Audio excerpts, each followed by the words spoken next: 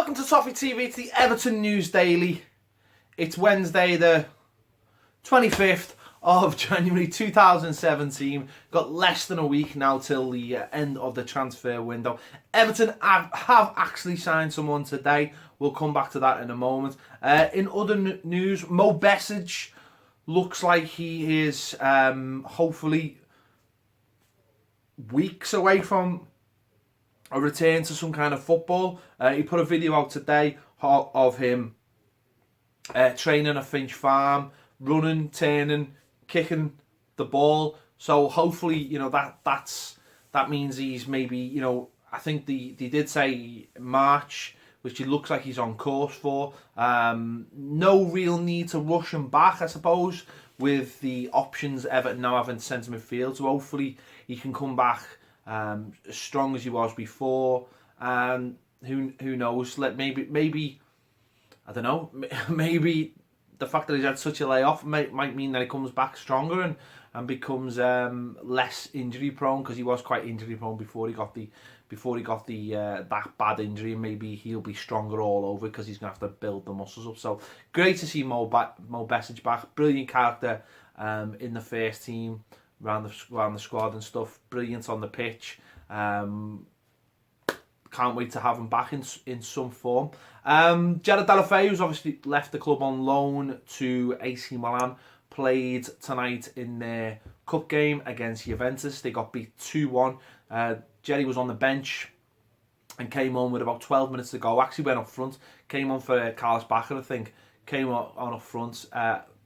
Only really had one shot on target, had a couple of little runs, not much more than a cameo. To be honest, he looked a little bit tired at the end, but maybe that's just the lack of football. But yeah, Jerry got a run out, a lot of people watching, see how he got on, and you know, he got 10 minutes at the end, didn't really disgrace himself or anything, so he's straight in it, which is good for him, and who knows, maybe good for Everton long term. Who knows, that one's still up in the air. As I mentioned, we have signed a player, but I'll come to that in a minute. Yesterday we were talking about Sunderland. The talk is Sunderland maybe after Brian Oviedo as well. David Moyes really is trying to get the band back together, isn't he? He really is. He might want, because they're about to lose Patrick Van Aanholt, who's going to Crystal Palace.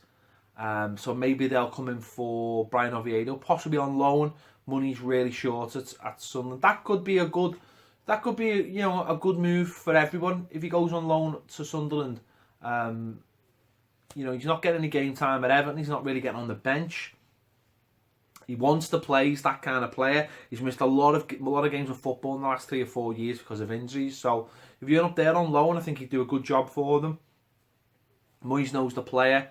And get him some game time. Which, listen, Brian Oviedo's always been great. He's had some terrible injuries. He's always put his heart and soul into Everton. So let's see if anything comes to that. We have signed a player. It is Anton Donkor from Werder Bremen. The lad is a 19-year-old left-sided midfielder, winger who can play up front. Under 20s German player, is going to go into the under 23 squad. They've lost, obviously, Calvert-Lewin, or we've all lost Calvert-Lewin. They've lost Nias, who's scoring a lot of goals for them. And I think they're taking a lot of pride in the under-23 side this year. I think they're really using it as a real tool, a real development tool. They're really looking at it as a team on its own. They want to win that under-23 trophy. And it's not just about buying players and saying, well, we're just going to dump them in there. They're actually buying players to put in there and then see how they progress. They're really treating it seriously, which is really good. They're almost treating it like it's a B team, which is really good. I mean, in years gone by, I've been very dismissive of how that reserve team football has moved away from not having, more senior players, not integrating more senior players. But they've gone almost the other way now, because it is under 23 now. They're really pushing those players now to be ready, and obviously we've seen in the last few weeks the emergence of Tom Davies, Holgate playing in both. Calvert-Lewin's come through. We're almost waiting now for the next maybe 2 or 3. David Unsworth said there's 2 or 3 possibly that could come through, and they're really using it now as a real stepping stone. Do well in the under 23s, push on and you can be ready for that first team. So they really want to make that under 23s team really strong. So those players step up them to the first team. So the lads on loan, don't expect them to see any, in the first team squad this season. He's valued, I think, about 1.5 million.